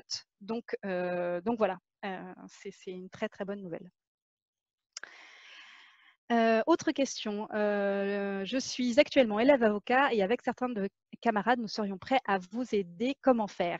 Eh bien, vous êtes les bienvenus. On va constituer autour des avocats une cellule juridique qui accueillera des personnes volontaires, juristes ou non, avocats ou non, mais évidemment, voilà, votre compétence et votre motivation sur le sujet sera la bienvenue. Donc, je vais mettre mon adresse email dans le chat et n'hésitez pas à me contacter pour qu'on puisse voilà, vous intégrer à cette cellule juridique. Ce sera avec grand plaisir. À savoir qu'à Nat aussi, on cherche en permanence des bénévoles pour tous les autres projets aussi. Et n'hésitez pas non plus à contacter l'asso, Audrey, les collectifs, toujours. Une autre question alors qui est indiquée pour Chloé, mais je peux aussi répondre, peut-être que Chloé, tu auras quelque chose à dire, mais sur la Commission nationale du débat public, est-elle impliquée dans cette affaire, ce qui serait bien? Alors effectivement, elle a mis son grain de sel dans cette affaire. Donc déjà, la consultation, à propos de la consultation qui est menée par ADP l'année dernière à propos du projet. En fait, pour un projet de cette ampleur, normalement, il devrait y avoir eu un débat public qui est bien plus exigeant qu'une consultation publique comme celle qui a eu lieu. Mais en fait, ADP a utilisé une faille légale qui fait que comme c'est un nouveau terminal et pas une nouvelle piste d'aéroport, eh ben, ils n'ont pas été obligés de faire un débat public. Ils ont fait une petite consultation publique à leur sauce, dans leur coin, avec une faible portée. Et ça a été dénoncé par Chantal Joanneau, la présidente de la Commission nationale du débat public, qui a écrit au gouvernement, au Premier ministre, voilà, c'était en juin 2019, pour dénoncer cet état de fait et dire que sur un tel projet, il y avait vraiment besoin d'un débat public. Bon, il n'y a pas eu de suite malheureusement à cette demande. Et la Commission nationale du débat public a dû se plier à la consultation publique et elle a fait un suivi comme elle doit le faire de cette consultation. Mais voilà, ça n'a pas du tout eu l'ampleur que ça aurait dû avoir. Je ne sais pas si Chloé, tu veux… Non, impec. Voilà. Alors, serait-il possible de préciser un calendrier étape par étape jusqu'à la fin de l'enquête publique? Peut-être Chloé, ce serait peut-être mieux si c'est toi qui réponds à cette question. Bon, ce qui va se passer et ce qui se passe en fait en ce moment, c'est que l'étude d'impact est sur le bureau de l'autorité environnementale. Donc, l'autorité environnementale va analyser cette étude d'impact et rendre un avis, ainsi que certaines autres autorités qui sont compétentes en la matière. En parallèle, on a des demandes d'autorisation qui sont déposées petit à petit. Pour l'instant, c'est des demandes d'autorisation qui sont en fait séparées. C'est-à-dire que pour l'instant, on a encore la demande d'autorisation du coup espèce protégée qui est demandée dans un coin, autorisation ICPE aussi parce que le terminal 4 entre sous 3 rubrique ICPE si je ne m'abuse, autorisation loi sur l'eau qui est demandée aussi à part, bon, pas monument historique, ça ne me concerne pas ici. Mais voilà, on a ces autorisations qui sont demandées pour l'instant, donc il y a des commissions qui sont consultées, etc., et qui donnent leur avis sur ces autorisations. Et ensuite, on va avoir l'enquête publique. Donc dans l'enquête publique, on va avoir ces avis, on va avoir l'étude d'impact, l'avis de l'autorité environnementale sur l'étude d'impact, et ça sera publié 2 semaines avant l'ouverture de l'enquête publique. Du coup, au moment de l'enquête publique, vous pourrez en effet, je vois qu'une question après, c'était peut-on se procurer l'étude d'impact, vous pourrez vous la procurer au moment de l'enquête publique. Et là, des réunions ponctuelles vont être organisées dans les communes autour de l'aéroport, afin de présenter plus ou moins aux citoyens ce projet-là. Mais en fait, jusqu'à l'enquête publique, c'est un calendrier qui est, dit-on, un calendrier caché. C'est comme ça que c'est le terme utilisé par les maîtres d'ouvrage et qui permet de préparer, en fait, en souterrain, tout à fait en souterrain, le fait que tout le projet soit prêt une fois que l'enquête publique est finie, qu'on a eu l'avis du commissaire enquêteur et de pouvoir, bim, obtenir les autorisations, le permis, coup pour coup, et ensuite commencer les travaux. Il faut savoir qu'ils ont quand même annoncé des trucs qui étaient édifiants, comme le fait de poser la première pierre en janvier 2021, ce qui est édifiant en termes de timing. Du coup, finalement, le calendrier d'ici à l'enquête publique est assez vierge, et ça met bien le problème. Après, au niveau des informations juridiques, etc., c'est un travail de recherche et de veille, mais c'est vrai que c'est plus après que ça va énormément s'accélérer et qu'il va falloir être très réactif. Alors, il y a une question après sur le fait que qu'on est dans une configuration qui est proche de Notre-Dame-des-Landes. Est-ce que les associations qui ont gagné sont présentes dans la résistance au T4? Alors, nous, on est en lien avec eux. Après, c'est un petit peu différent quand même comme configuration puisque dans le cadre du Terminal 4, ADP est sur son propre terrain. Et donc, c'est beaucoup plus facile en fait pour eux de lancer ce projet. Que ça l'était dans le cadre de Notre-Dame-des-Landes. Alors peut-être que Chloé, tu as envie de préciser, Ouais, de donner peut-être des juste détails sur ce rapidement, point. c'est justement un peu ce qu'on regardait ici, en fait. C'est-à-dire que si le terrain était en fait pas déjà construit, pas déjà à quelqu'un, en fait, il devrait être soumis au plan local d'urbanisme. On devrait pouvoir regarder, en fait, si cette zone n'est pas une zone naturelle, une zone à protéger, et cetera. Il serait aux mains, en fait, des pouvoirs publics et on pourrait influencer grâce à ça. Mais en fait, là, on a un gros problème dans le sens où c'est une extension. Le territoire appartient déjà à ADP et du coup, on n'a pas à faire de déclaration d'utilité publique qui permettrait notamment d'exproprier des terrains pour les rendre constructibles.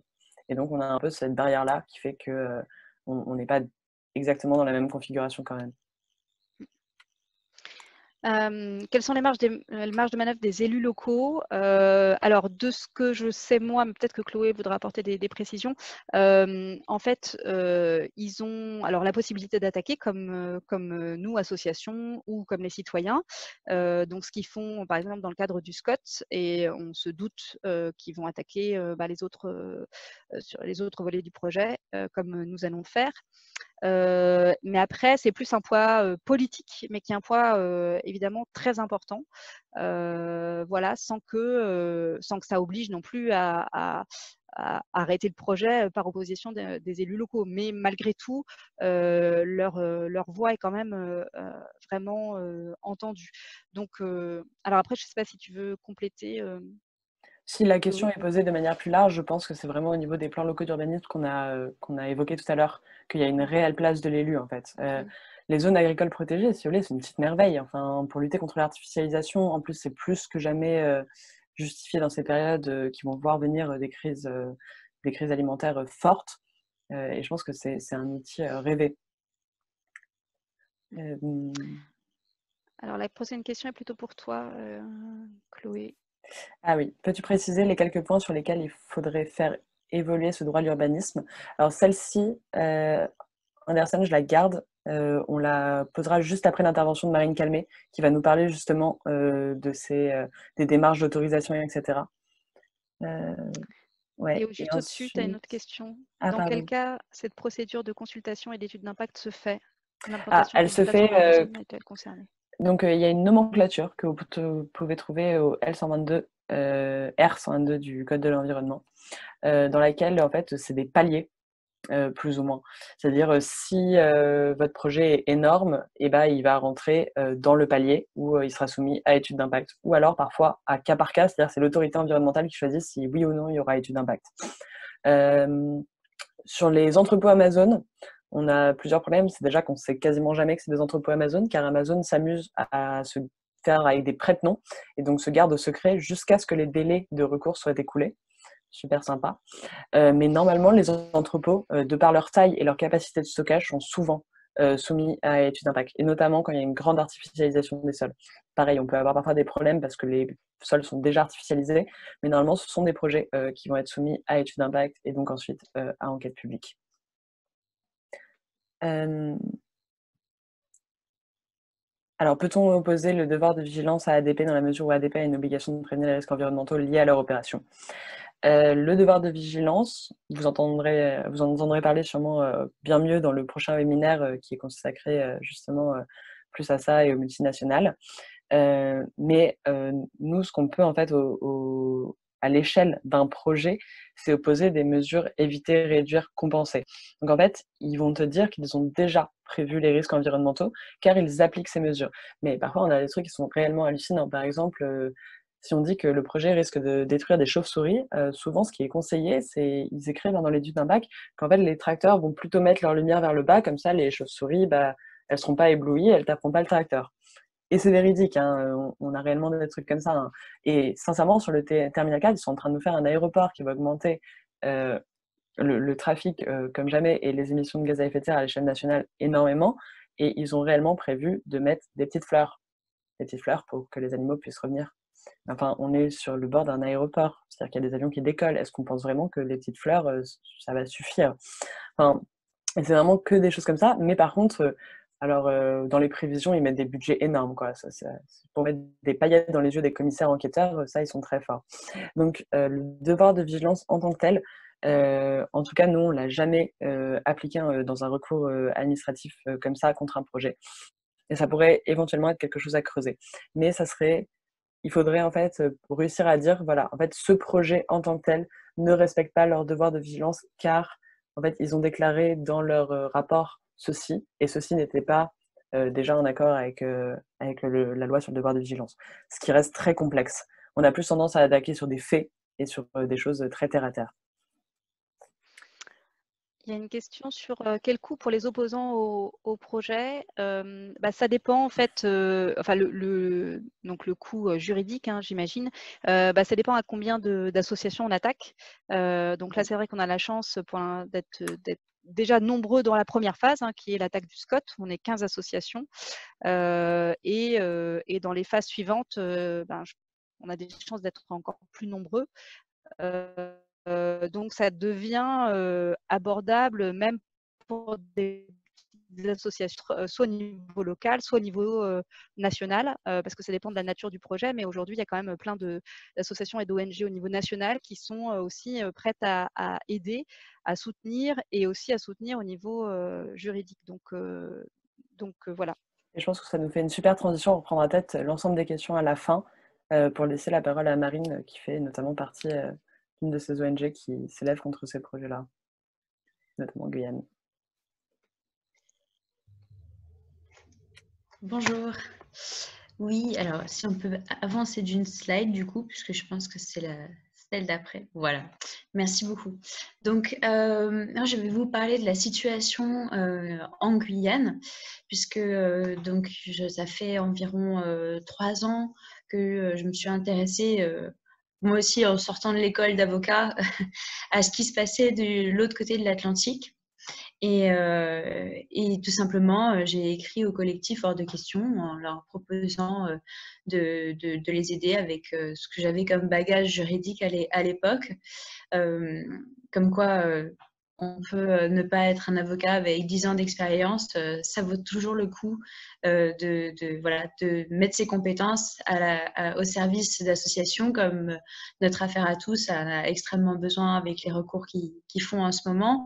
C'est le cas de beaucoup d'associations, de petites associations locales, et il y a énormément en fait, il y a un espace dans lequel justement malheureusement, les projets industriels se faufilent parce que en face, il n'y a pas d'opposants politiques, parfois il n'y a pas d'aide juridique, et puis bien souvent, les associations locales font avec ce qu'elles ont sous la main, et elles font du mieux qu'elles peuvent, et heureusement qu'elles sont là d'ailleurs.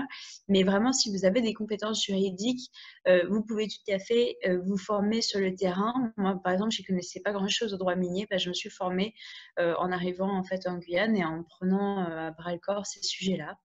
Donc voilà, comme quoi, ça c'était pour le côté militant, parce que en fait, on a énormément besoin de personnes mobilisées, on a besoin de gardiens, pas que des juristes, mais aussi toutes sortes de personnes, des scientifiques qui sont capables de lire les études d'impact, parce que bon, Chloé a dit souvent, les études d'impact, elles font des centaines de pages et on est obligé d'éplucher ces dossiers-là avec des bénévoles. Et bien souvent, on n'a pas de scientifiques sous la main pour nous expliquer beaucoup de choses. Alors nous, par exemple, dans le collectif Hors de Question, on a eu beaucoup de chance parce qu'on avait l'aide d'Ingénieurs sans frontières Systex, et ils nous ont permis en fait de lire ces études d'impact qui étaient des dossiers ultra techniques sur le fonctionnement des mines, la fixation des mots que j'avais jamais entendus de ma vie et qu'il fallait pourtant comprendre si on voulait bien comprendre les enjeux du projet. Donc voilà, comme vous voyez, en Guyane, on a énormément dans ce territoire amazonien, en fait, de projets qui menacent directement l'Amazonie. Donc, il n'y a pas que le Brésil, même si on a beaucoup entendu parler du Brésil et pour de bonnes raisons d'ailleurs. Dans énormément de pays amazoniens, malheureusement, les industries gagnent du terrain. C'est vrai pour les grands projets de barrages hydroélectriques, comme on a entendu le Belo Monte. Ça a été une lutte énorme et finalement d'ailleurs, malheureusement, pas de victoire à la fin pour les peuples autochtones du Brésil, mais il y a énormément de projets d'exploitation de bois. Il y a une victoire d'ailleurs assez récente du peuple Achaninka au Brésil pour faire condamner pour crimes contre la nature des exploitants de bois qui ont rasé des forêts centenaires.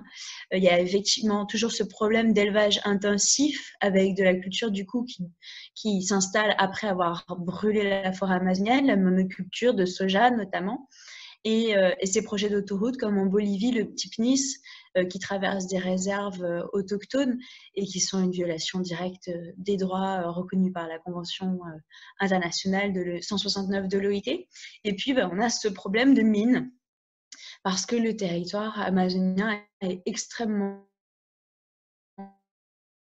riche en ressources minières, qui sont en fait pas des ressources, mais ce qui est présent dans le sol et qui malheureusement n'est absolument pas renouvelable et dont l'extraction cause énormément de dégâts. Donc en Guyane française, c'est ce petit bout d'Amazonie, quand vous regardez la carte, c'est pas bien grand, mais comparé à d'autres territoires comme le Brésil, on a de la chance parce qu'on a encore un des territoires les mieux préservés d'Amazonie, c'est-à-dire que la quasi-totalité des habitants de Guyane se trouve en fait sur le littoral, sur une toute petite barrière littorale, et que le reste est plus ou moins, vraiment plus, je dis plus ou moins parce qu'on a un énorme problème avec l'orpaillage illégal, donc des orpailleurs qui viennent et qui malheureusement cherchent illégalement de l'or dans la forêt amazonienne. Mais sinon, par rapport à d'autres États, on a vraiment une forêt qui est très bien conservée. Donc, je vais vous parler plus précisément des mines, c'est sur le slide d'après.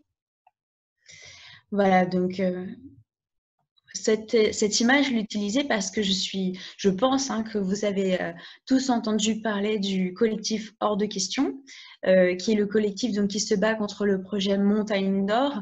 C'est ce grand projet, je résume en 2 phrases, parce que j'espère que vous en avez entendu parler, ce grand projet de mine d'or à ciel ouvert qui se trouve d'ailleurs sur la partie nord-ouest de la Guyane.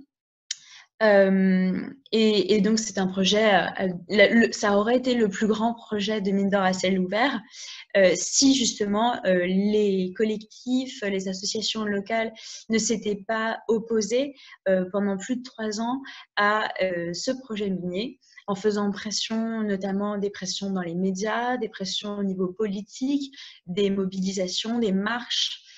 Énormément en fait de moyens de pression différents ont été utilisés et comme vous voyez en fait Montagne d'Or malheureusement c'est uniquement un projet parmi tant d'autres. C'est l'arbre qui cache la forêt, c'est-à-dire que comme vous voyez sur le territoire malheureusement on est complètement noyauté par les différents projets miniers, à tel point qu'aujourd'hui, donc, on estime que c'est 360 000 hectares de forêt en Guyane, donc environ 4% du territoire qui sont menacés.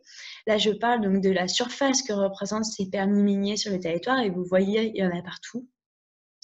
Eh bien, le problème, c'est que ça s'accompagne très souvent aussi d'infrastructures annexes, de routes qui détruisent la continuité écologique des forêts, des installations comme des installations qui veulent voir le jour en ce moment de ports industriels à Saint-Laurent-du-Maroni pour faire venir les produits chimiques de l'étranger et faire en sorte qu'on puisse les amener de façon plus simple sur les sites d'exploitation.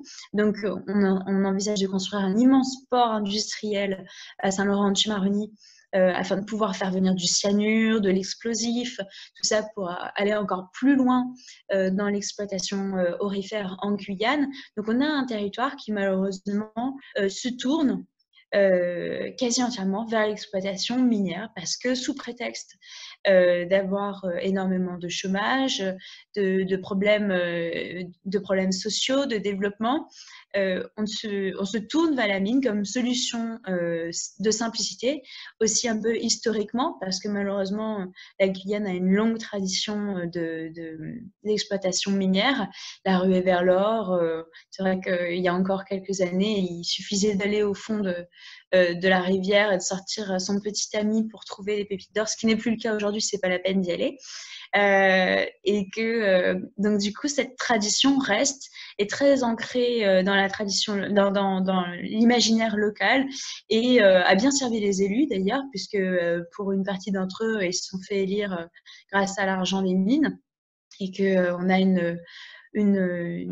moi je parle d'oligarchie locale parce que c'est l'impression que ça me donne, c'est qu'on a une élite qui est très très souvent liée à l'industrie minière et donc forcément des permis qui vont très vite, qui sont très vite distribués et une petite partie de la société seulement qui est vraiment au courant de ce qui se passe et des dangers que ça représente pour ce territoire. Et donc, c'est tout le travail qu'on fait justement avec le collectif Hors de Question, c'est aussi d'alerter sur les conséquences de l'industrie minière et de demander un moratoire pour que ça s'arrête une bonne fois pour toutes, parce que comme je vous disais, Montagne d'Or, peut-être qu'au bout de 3 ans, on a fini par gagner. N'empêche qu'en fait, il y a encore énormément de projets en cours sur le territoire. Donc, je vais vous parler de la lutte juridique dans les tribunaux contre Montagne d'Or. Ça, c'est le prochain slide. Donc, voilà. Pour vous raconter un peu, merci beaucoup Chloé d'avoir aussi bien précisé donc, les procédures d'enquête et de participation du public. Nous, on a eu exactement cette situation-là dans le cas de Bœuf Mort. Donc, vous imaginez le site de Montagne d'Or, donc un énorme site d'exploitation aurifère avec cet énorme projet de trou au milieu de la forêt. Et sur ce petit site, sur le grand site, pardon, il y avait un petit site d'exploitation prévu par la compagnie minière qui s'appelle Bœuf Mort. Bœuf Mort, c'était en fait un petit filon d'or situé sur un des cours d'eau qui était sur le site.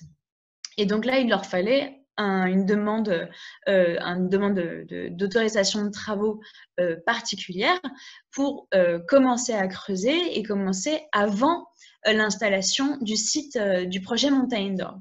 Donc, il y a eu une enquête publique et on a collecté, grâce à un formulaire en ligne, 7600 avis négatifs qui ont été déposés auprès donc, du rapporteur de l'enquête publique au mois de juin 2017. Alors, ces 2700 avis, ils ont été compilés, ramenés dans un dossier et l'enquêteur a pris bonne note de tous nos avis négatifs et a donné un feu vert au projet minier. Ça ne l'a absolument pas dérangé, alors qu'il y avait eu une opposition évidente et massive au projet. Et donc, dans la foulée, évidemment, une fois que le rapport a été rendu, l'autorisation d'ouverture de travaux miniers a été délivrée par la préfecture. Et donc, comme vous voyez, on a agi quelques mois après pour déposer un recours au tribunal administratif de Cayenne pour s'opposer, du coup, avec nos moyens juridiques, à ce permis, à cette autorisation de travaux miniers. Et bon, alors, ça nous a pris 1 an, hein, mais 1 an plus tard, donc, on a gagné. On a gagné, le permis a été annulé. Et ce qui est intéressant, c'est que l'argument juridique qui a été retenu, c'était que le projet l'autorisation reposait sur une étude d'impact toute mignonne, c'est-à-dire qu'ils avaient dans l'étude d'impact uniquement étudié les impacts de ce tout petit projet minier, c'est-à-dire de ce petit filon au fond de la rivière, pour dire, regardez, c'est tout petit, on n'a absolument pas d'impact sur l'environnement, tout va très bien. Et malheureusement, pour eux, il y a une jurisprudence européenne qui est aussi du coup, qui s'impose du coup aussi forcément en France, qui est que ce genre d'étude d'impact n'est pas complète, ne peut pas être regardée comme complète parce que quand on a des projets qui sont complexes, qui s'imbriquent les uns dans les autres, il faut donner une vision globale du projet. C'est-à-dire qu'on ne peut pas se contenter de dire « Oh, regardez ce qui se passe ici », alors qu'en fait, le projet est beaucoup plus complexe, beaucoup plus gros et beaucoup plus destructeur. Et donc ça, on l'avait soulevé parce que ça faussait complètement, évidemment, l'impression qu'on pouvait avoir du projet en disant bon, c'était un petit projet après tout. Non, pas du tout. En fait, il s'agissait du pied dans la porte pour le plus gros projet de mine d'or de l'histoire de la France. Puisque c'était le projet Montagne d'Or et qu'il s'agissait en fait de faire s'installer sur cette concession minière. Et donc, le juge a tenu compte de cet argument et a dit effectivement, dans cette situation, on peut que considérer que cette étude d'impact, elle n'était pas complète et elle n'a pas donné une bonne idée, elle n'a pas donné une vision suffisamment cohérente de l'ensemble du projet. Et ce qui est intéressant et un peu cynique, c'est que le juge a continué en disant non seulement du coup l'étude d'impact n'est pas suffisante, mais en plus du coup ça a faussé la vision que l'administration pouvait se faire du projet. C'est-à-dire que les administrateurs, l'administration française, la préfecture, n'avaient pas suffisamment d'outils en main pour véritablement pouvoir se faire une idée concrète du projet. Bon, ça, en fait, la vérité, c'est que l'administration, elle savait très bien ce qui se passait dans ce projet. C'est juste que la vérité, c'est qu'elle a validé le projet parce que politiquement, ils avaient envie de faire de la mine, d'ouvrir les portes au projet Montagne d'Or, de renouveler la concession et de permettre l'installation progressive sur le site d'un énorme projet minier. Donc, vous voyez, il faut aussi se méfier, c'est-à-dire que l'administration derrière, malheureusement, c'est absolument pas le garde-fou, malheureusement, pour protéger l'environnement. Le garde-fou, aujourd'hui, c'est nous, c'est les associations, c'est les citoyens mobilisés sur le terrain, c'est ceux qui lisent les rapports d'impact pour justement trouver la faille et faire en sorte qu'on puisse, devant les tribunaux, faire respecter l'administration, le droit qui n'est malheureusement ni correctement appliqué par l'administration et évidemment pas non plus par les industriels. Alors, si on peut regarder la prochaine slide, je voulais du coup en venir à un deuxième sujet puisqu'il est extrêmement d'actualité. Comme je vous disais, il y a ce gros problème finalement de coopération un peu tacite entre les industriels qui vont avoir un impact sur l'environnement et les projets et l'administration, pardon, et les services de la préfecture.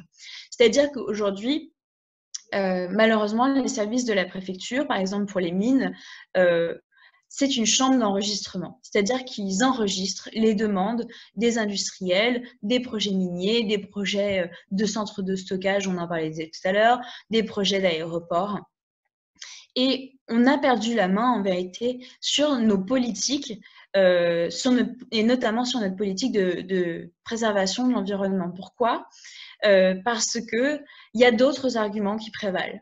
Là, on voit, par exemple, avec les nouvelles dérogations qui arrivent, c'est-à-dire ces décrets tout récents du 8 avril 2020 qui donnent un droit de dérogation au préfet, c'est-à-dire qu'à partir de maintenant, on généralise à l'ensemble des préfets ce pouvoir de déroger aux normes environnementales dans certaines conditions. C'est-à-dire que pour des motifs justement d'accélérer les procédures, de rendre plus efficaces certaines délivrances d'autorisation et donc en fait in fine l'installation de nouveaux projets, on va donner le droit au préfet de déroger à des normes qui sont contraignantes, qui auraient dû être contraignantes et notamment des normes environnementales. Donc localement, qu'est-ce que ça veut dire? Ça veut dire que les associations se retrouvent avec un droit qui est finalement mis de côté pour laisser la place à des projets, pour faciliter l'implantation de projets sur le territoire. Donc non seulement ça crée évidemment une forme d'insécurité juridique pour les citoyens, parce qu'on s'attend à ce que ce droit qui est dans nos codes soit appliqué. Eh ben non, le préfet peut dire « Ah ben non, dans cette situation, et pour accélérer les choses, je vais déroger à ces normes ». Et ça, évidemment, c'est extrêmement dangereux. Et localement, ça peut se concrétiser dans des régressions très fortes du droit de l'environnement. Et je vais vous citer un exemple de ce qui nous est arrivé justement avec le collectif Hors de Questions en Guyane il y a quelques temps. Donc, c'était en 2017. À l'époque, donc on était au début de la lutte contre le projet Montagne d'Or. Et en Guyane, la préfecture s'est dit rien de mieux que de déroger aux normes applicables en matière d'évaluation environnementale, donc tout ce qui concerne les études environnementales, pour mieux faire passer des projets miniers. Et notamment, il y a une chose qui est importante quand on crée des mines, c'est les dérogations en matière de détournement de cours d'eau, parce que souvent, il faut énormément d'eau. Par exemple, le projet Montagne d'Or, c'est 470 000 litres d'eau par heure. C'est juste monstrueux. C'est-à-dire que non seulement c'est climaticide, mais en plus de ça, c'est absolument destructeur pour la continuité écologique et notamment hydrique sur les territoires. Et donc là, on avait ce projet de décret qui nous a été soumis par consultation électronique. Il faut savoir qu'en Guyane, il y a quand même un accès à Internet qui est extrêmement limité. Donc en plus, quand on nous consulte par voie électronique, autant dire qu'on ne consulte pas grand monde finalement. Mais tout ça pour dire qu'on passait, et Chloé l'a très bien expliqué, pour les études environnementales, il y a des seuils. Et là, en l'occurrence, le seuil pour l'obligation de réaliser une étude d'impact environnemental pour tout ce qui était détournement de cours d'eau, c'était à partir du moment où on détournait un cours d'eau de 100 mètres. C'est pas beaucoup, 100 mètres, mais pour des espèces aquatiques, c'est un bouleversement de leur écosystème. Et bien là, ce seuil de 100 mètres, d'un coup, il passait à 1 km. Et ça ne reposait sur absolument aucune considération scientifique, on n'avait aucune justification technique, mais derrière, en fait, la vérité, c'était que ça permettait d'alléger considérablement le travail des entreprises minières qui, du coup, pouvaient se passer d'études d'impact et détourner sur 1 km un cours d'eau sans avoir à justifier quoi que ce soit. Et voilà où on va, en fait. Je voulais vous citer cet exemple parce qu'il était marquant. Le collectif Hors de Questions a déposé un avis, pour le coup, pendant la consultation du public qui a eu lieu. Et nous avions soulevé, dans notre avis, que ceci constituait clairement une atteinte au principe de non-régression. C'est-à-dire le principe selon lequel on ne doit pas revenir sur des mesures environnementales. On ne doit pas affaiblir le droit de l'environnement. On avait cité d'ailleurs une jurisprudence de 2017, c'était Commune de l'Allier, dans laquelle justement il y avait une jurisprudence qui disait effectivement ce genre de dérogation est une atteinte au principe de non-régression. Donc on l'avait mis tout simplement dans notre avis en disant ce décret que vous nous soumettez, il constitue clairement une violation du principe de non-régression si vous conservez ces dispositions-là. Dans ce cas-là, on attaquera en justice. Eh bien, on a bien fait de le faire parce qu'au final, quelques mois plus tard, on a revu le même texte passer, c'est-à-dire que le gouvernement a à nouveau consulté les Guyanais sur un autre projet de décret modifié dans lequel ils avaient enlevé finalement cette dérogation au détournement des cours d'eau. C'est-à-dire qu'ils avaient tenu compte, sans nous féliciter, hein, vous en doutez, mais ils avaient tenu compte de notre remarque, en tout cas peut-être aussi de notre menace d'agir en justice pour retirer cette disposition parce qu'ils étaient clairement dans une situation de violation du principe de non-régression et ils le savaient très bien. Mais ils ne s'attendaient évidemment pas à ce que des citoyens le soulèvent. Et ça, c'est vraiment tout l'enjeu. C'est-à-dire qu'il faut maîtriser ces outils si on veut pouvoir rester justement dans la course, si on veut pouvoir continuer à s'opposer à ces projets miniers. Parce que, voilà, aujourd'hui, tout ça pour dire qu'on est dans une situation, vous le voyez bien, on est à la sortie de la crise, on est dans une situation où malheureusement, il va falloir relancer la machine pour ce gouvernement, il va falloir aller vite. c'est pas étonnant que le décret du 8 avril 2020, il arrive maintenant, en fait. Il arrive en catimini pendant que tous les médias sont en train de parler du Covid. Et il arrive parce qu'il va falloir relancer l'économie et que le MEDEF est en train de faire pression, pour citer que le MEDEF, mais évidemment pas que, qui est en train de faire pression pour déboulonner tranquillement le code de l'environnement et mettre toutes les chances de leur côté pour imposer de nouveaux projets sur le territoire français. Et ça, c'est extrêmement grave. Il faut s'en inquiéter. Et c'est justement aux citoyens maintenant d'être d'autant plus vigilants parce que bon, dans ce décret, il y a quand même quelques garde-fous, c'est-à-dire qu'il faut quand même justifier pourquoi est-ce qu'on porte atteinte à ces normes environnementales. Il peut s'agir que de règlements et pas de lois. Il ne faut évidemment pas que ça soit en opposition au droit européen ou à la Constitution française. Donc, heureusement, on a quand même quelques critères à respecter, quelques barrières qui sont plutôt en notre faveur. Mais ce que ça veut dire, c'est que les citoyens devront être vigilants à chaque projet, vérifier s'il y a eu une dérogation, vérifier si cette dérogation elle était justifiée ou si elle ne l'était pas. Et ça, moi, ce qui m'inquiète aujourd'hui, c'est que il va falloir énormément de force, énormément d'implication de la part des citoyens, alors qu'en fait, c'est notre droit d'attendre que les règles soient les mêmes pour tous, partout, quels que soient justement les intérêts économiques en jeu. Pour vous dire, dans l'association Wild Legal, nous, on se bat pour la reconnaissance des droits de la nature, c'est-à-dire rééquilibrer les forces justement entre les humains, les activités humaines notamment, et le respect des droits des non-humains, donc des écosystèmes, de la préservation des espèces animales et végétales. Et pour nous, c'est un rééquilibrage dans le droit. Ça doit passer par le droit. On doit fixer une nouvelle norme pour pouvoir reconnaître que les écosystèmes, notamment les animaux, sont sujets de droit. Et là, on se retrouve dans la situation inverse, c'est-à-dire que, alors qu'on a besoin de faire un grand saut en avant et de changer complètement notre vision du droit et de notre rapport au monde, on est en train de faire un pas en arrière. On est en train de justifier, de déroger aux règles environnementales pour des nouveaux objectifs qui sont alléger les démarches administratives, réduire les délais de procédure, favoriser l'accès aux aides publiques. Donc, c'est ça qui a justifié l'adoption de ce décret du 8 avril.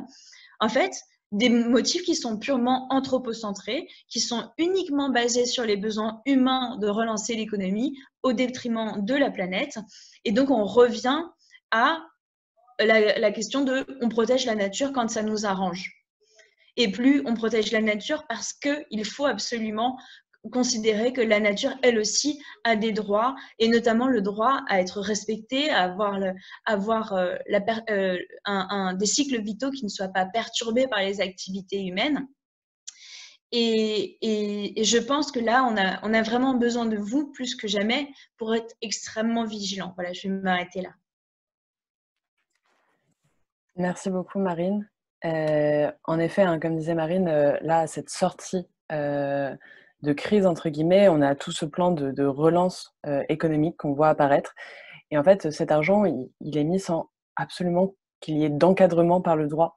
Et c'est aussi pour ça qu'on se bat sur le fond, contre ce décret, mais aussi contre des propositions de loi, comme une proposition de loi qui s'appelle tout de même la loi ASAP, qui permettra de faciliter l'implantation des installations classées pour la protection de la nature notamment, c'est-à-dire des grosses infrastructures hein, dans le type Lubrizol à Rouen. Là, sur le diapo, vous avez la carte super locale, un projet dans lequel Nat a pu apporter des conseils juridiques et qui cartographie les projets imposés et polluants sur le territoire. À savoir que là, déjà, il y en a plus de 200. Il y a encore un travail fou. Comme disait Marine, on a essayé ici de vous donner quelques clés. Évidemment, elles ne sont pas toutes là. Ces clés vont souvent, je pense, vous paraître insuffisantes. Néanmoins, vous pouvez trouver par exemple sur le site de Notre Affaire à tous un guide des recours juridiques contre les projets imposés et polluants. On essaye de publier des notes et évidemment, on reste à votre disposition. On a une adresse mail, vous pouvez nous contacter par le site dès qu'il y a des projets contre lesquels vous avez envie de vous mobiliser, mais pour lesquels vous n'avez pas forcément les outils juridiques. Il reste un travail énorme et on espère au moins avoir pu vous donner quelques outils pour essayer d'avoir une sorte de vigilance citoyenne, car ce droit, en fait, il ne devrait pas être simplement réservé à ceux qui l'ont étudié, car en fait, on joue dans un jeu à armes parfaitement inégales contre les pouvoirs publics, qui eux les connaissent parfaitement, vu que c'est eux qui ont fait ces règles. Et nous, on est là, en tant que citoyens, à subir ces projets, parce qu'on n'a pas forcément les ficelles à tirer. On espère avoir pu changer un petit peu ça. On a encore quelques questions. Je vais enlever le diapo, parce que c'est plus sympa de se voir, je pense, pour répondre à toutes ces questions. Il y en a notamment pour Audrey, pour Marine, et plus pour moi, je crois. Voilà. Alors, on a une première qui était celle d'Anderson tout à l'heure, qui était sur le fait de préciser les quelques points sur lesquels il faudrait faire évoluer ce droit de l'urbanisme concernant la démarche et la procédure. Alors, je pense qu'il y en a plusieurs, notamment sûrement un droit à l'information et de participation accrue, mais ils ne sont quasiment jamais pris en compte. Il faudrait en fait réussir à co-construire les projets, parce que je ne vois pas comment autrement on pourrait réussir à avoir des projets résilients, en accord avec les territoires, en accord avec les citoyens, qui sont ceux qui vivent les territoires. On a aussi sûrement ces zones dans les PLU à développer. On pourrait avoir plus de zones partagées. Je pense à une idée d'une bénévole qui s'appelle Alice et qui est géniale, d'avoir des zones de relations, en fait, des zones sociales en fait, qui seront délivrées pour en fait, être partagées par les citoyens, comme par exemple des jardins partagés, etc., mais qui seraient des zones qui seraient sanctuarisées, qu'on ne pourrait pas juste décider de faire sauter pour mettre un Zara, en fait. Parce qu'en fait, aujourd'hui, c'est dans l'intérêt général d'avoir ce type de zone. Au niveau plus du droit de l'environnement, je pense évidemment à l'autorité environnementale qui fait un travail monstrueux, qui examine tous ces projets, qui voit leurs impacts négatifs sur l'environnement, et qui pourtant n'a pas une voix opposable au chapitre. Et tout ça devrait devenir opposable, tous ces avis, qui sont les avis des experts qu'on demande en permanence, qui sont les experts sur lesquels on s'appuie, par exemple dans la crise sanitaire, et qu'on aime brandir dès qu'on fait une erreur. Alors aujourd'hui, peut-être que ces experts, il faudrait les suivre aussi en matière environnementale, et aussi quand ça ne nous arrange pas forcément. On avait aussi une question concernant le financement des recours au tribunal administratif contre des permis de construire écocidaires. Donc, afin de financer les recours. Alors, il faut savoir que le dépôt du recours est gratuit. Donc, vous pouvez déposer un recours de façon gratuite. Le risque principal étant que vous soyez amené à la fin à payer les frais de justice de la partie, du coup, les frais de justice et les dépens qui peuvent s'élever parfois jusqu'à 1 500, 2 000 euros. À savoir qu'on a beaucoup de collectifs qui ont fait des demandes de fonds et qui sont super bien passés auprès de diverses fondations, mais aussi parfois des cagnottes. Et c'est incroyable de voir à quel point les citoyens, en fait, quand c'est sur notre territoire, on a ce sentiment de devoir protéger notre territoire, et à quel point ça a été possible pour ces citoyens de récolter pas mal d'argent, enfin largement de quoi, en tout cas, subventionner leurs recours, etc. On avait une longue question pour Marine. Tiens-toi prête. Alors, je l'ai perdu. Comment expliques-tu, Marine, la défaite des peuples autochtones en justice au Brésil et à côté des avancées en Équateur, de la Colombie et de la Bolivie avec le TIPNIS et les droits de la Pachamama? Je pensais que le projet avait été abandonné sous la pression citoyenne. Alors, merci pour la question. En fait, il y a plusieurs choses à voir. C'est-à-dire que même des décisions de justice qui sont positives, qui amènent, par exemple, ce qui suscite énormément d'espoir, comme par exemple la décision du fleuve Atrato. En Colombie, on reconnaît, aujourd'hui, la justice colombienne reconnaît les droits du fleuve Atrato face au pillage, notamment le pillage de l'or sur ce fleuve et la contamination au mercure. Même quand on a des décisions malheureusement qui sont positives en justice et qui reconnaissent les droits de la nature, parfois c'est dans l'application que ça se corse et que malheureusement ça prend encore beaucoup de temps à se trouver des bases solides sur le terrain. Donc en Bolivie aussi, hein, par exemple le TIPNIS a été une question très longue, une lutte très très longue. Même dans les États où malheureusement on reconnaît des droits de la nature, les luttes sont toujours très longues. Ça dépend beaucoup de la situation politique, ça dépend évidemment aussi là en ce moment de la situation économique. Quand il faut relancer l'économie, on réfléchit pas pareil. Ça c'est sûr de toute façon, c'est un problème qui touche tous les États. Alors forcément, quand en plus à la tête d'un pays, on a quelqu'un comme Jair Bolsonaro, là forcément, ça devient extrêmement compliqué de faire appliquer le droit de l'environnement, qui d'ailleurs, voilà, parce qu'il y a des jeux politiques, notamment au Brésil, où on a des ministères comme le ministère de l'Agriculture qui est ultra puissant, qui est complètement noyauté par de l'intérêt privé, des lobbies de l'agro-business et de l'élevage intensif.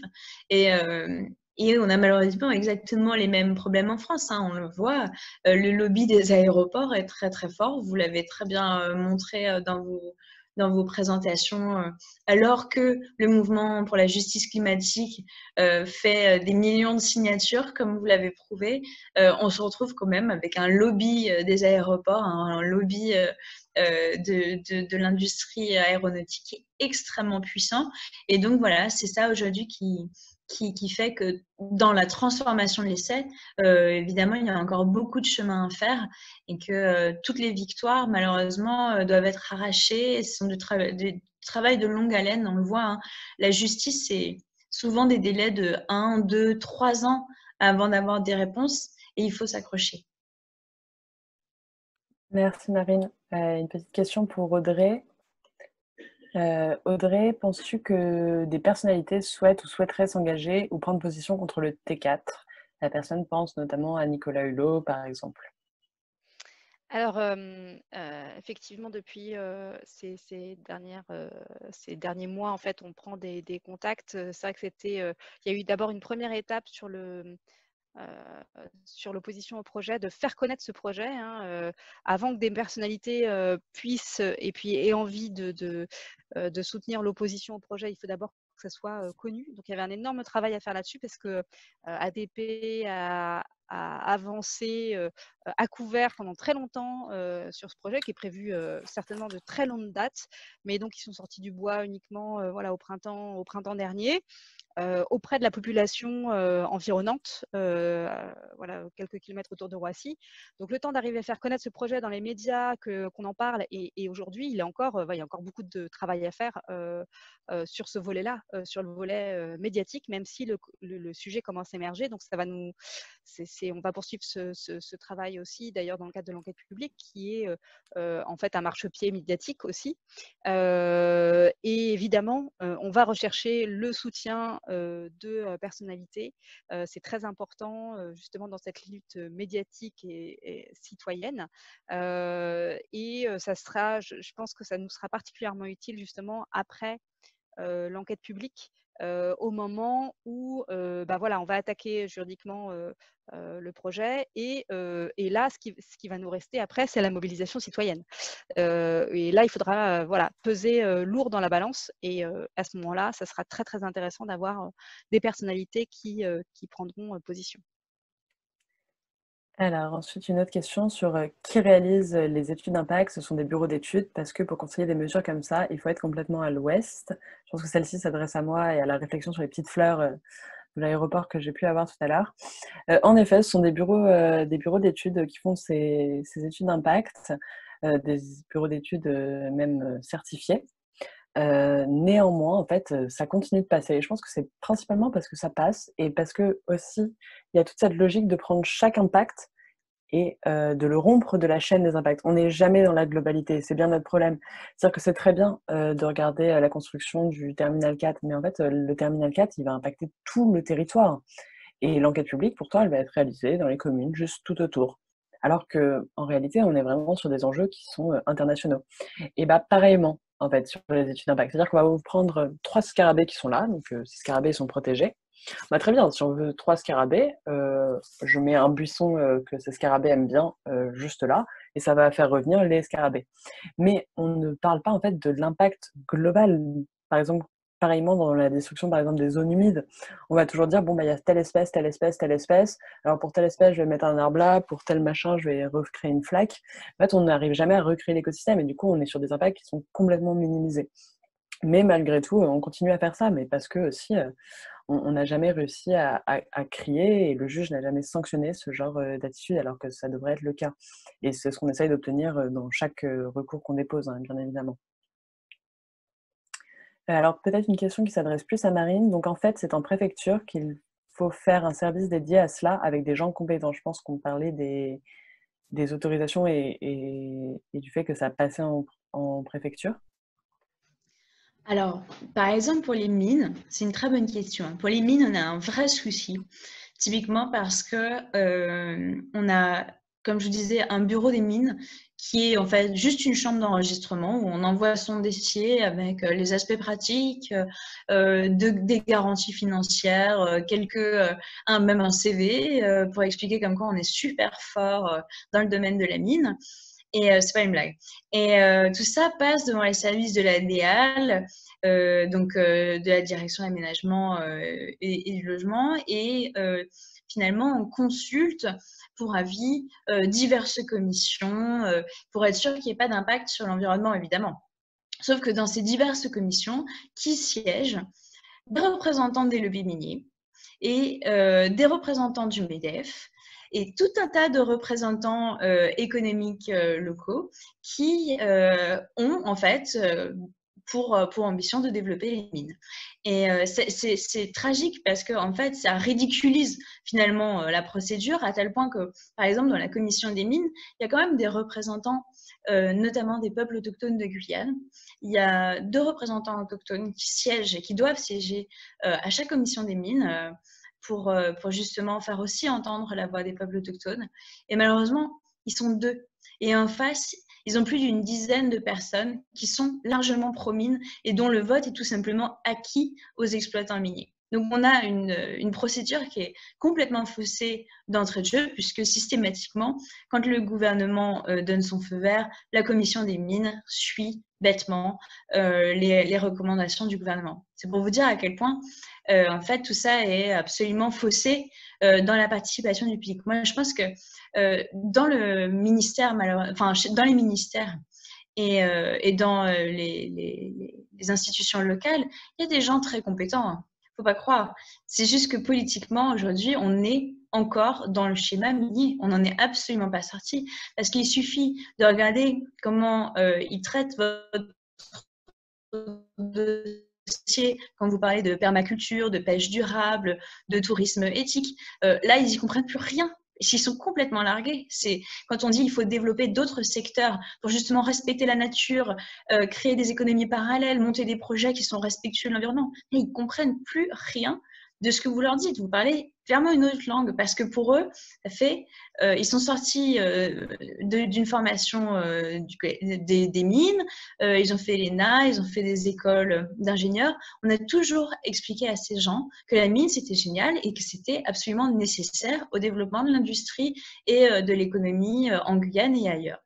Et donc, ils sont dans un schéma mental complètement différent de celui qui est aujourd'hui le nôtre, ou en tout cas qui devrait être le nôtre. Quand je dis le nôtre, je parle des gens comme vous et moi, aujourd'hui, qui sont des militants pour la cause du climat et de notre planète en général. Et donc, ce qu'il faut, au-delà de ça, et Chloé a touché du doigt tout à l'heure en disant justement dans les procédures d'enquête publique, dans toutes ces procédures, malheureusement, il n'y a personne qui parle pour la nature. Il n'y a personne qui représente les intérêts de la nature. Et nous, justement, dans notre plaidoyer, il y a la reconnaissance d'une institution dédiée à la protection des intérêts de la nature.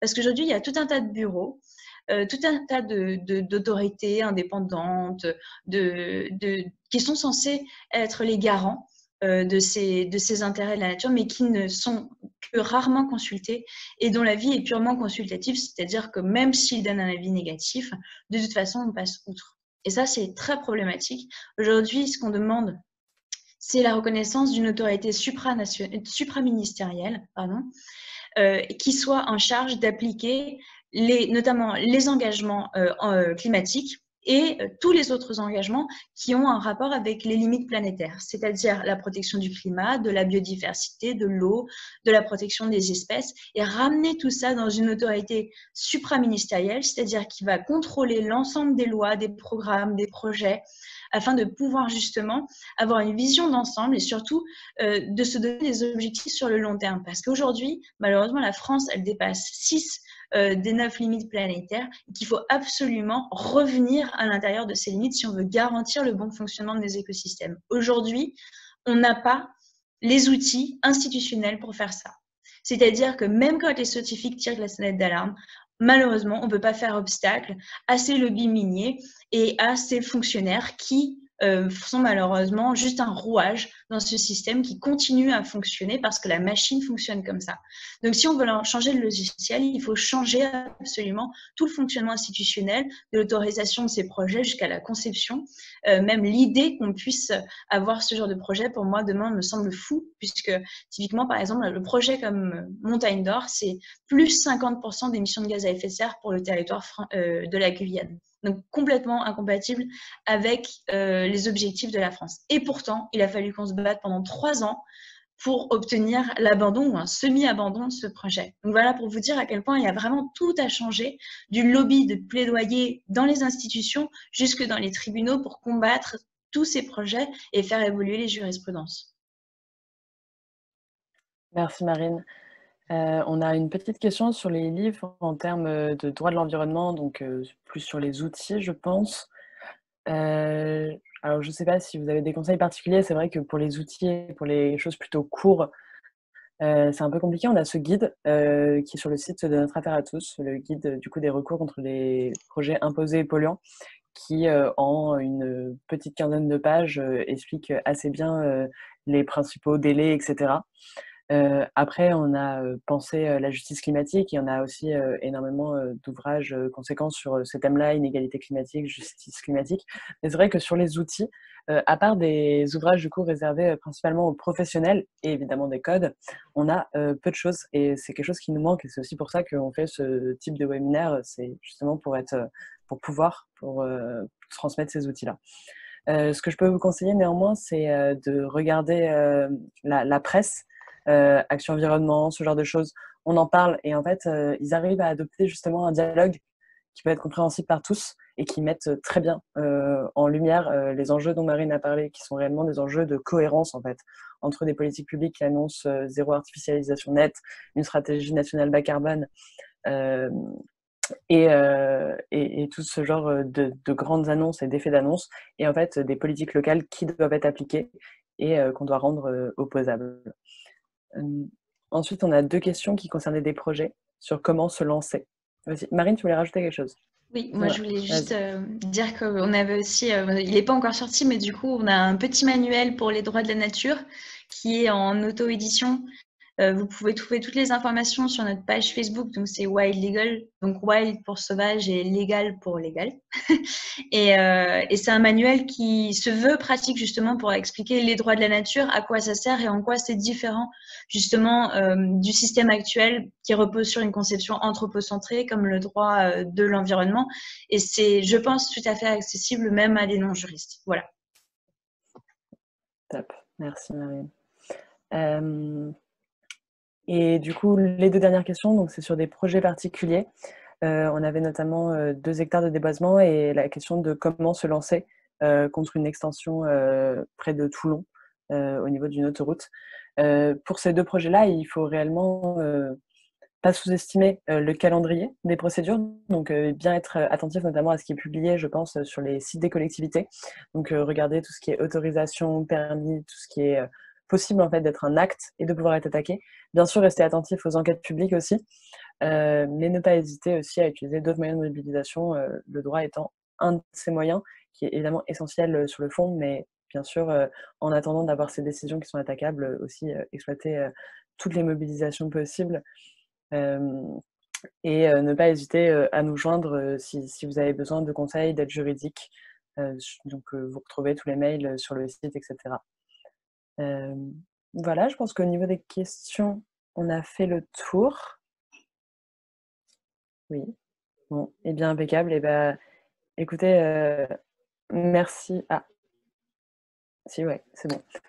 Et ben merci en tout cas à tous et à toutes d'être venus ce soir, en espérant que ça a pu vous éclairer un peu, vous donner des billes, mais aussi peut-être communiquer cette nouvelle vision du droit, ou en tout cas celle qu'on aimerait que chaque citoyen puisse avoir, c'est-à-dire que le droit est en fait un outil de lutte, et c'est pas seulement le carcan d'une société qu'on ne peut plus accepter tel quel. Et j'espère avoir pu vous donner cette envie d'utiliser ces outils. Alors, on vous remercie et on vous souhaite une très bonne soirée. Merci à toutes et à tous. Au revoir, bonne soirée. Au revoir, très bonne soirée à tous.